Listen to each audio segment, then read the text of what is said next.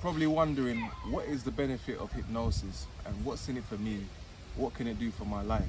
Well, be glad to know that hypnosis can and will transform your life using the power of your own mind or your subconscious mind by recreating your beliefs. Because like we mentioned before, you make your beliefs and then your beliefs make you. So it's what you believe deep down in your mind that creates the feelings, which creates the thoughts, which creates the behaviors that lead to the transformation in your life. So for example, if you're suffering with low confidence or a low sense of self-worth or self-belief, or it could be looping negative thoughts or rumination, then by reprogramming,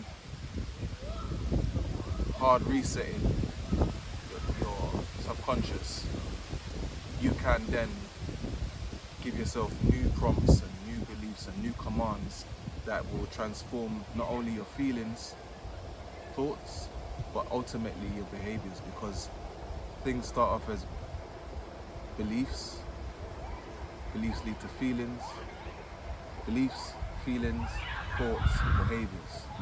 It's like that cycle: beliefs, feelings, thoughts, behaviors. So once we change the beliefs, guess what happens here? Change the behavior. Take care.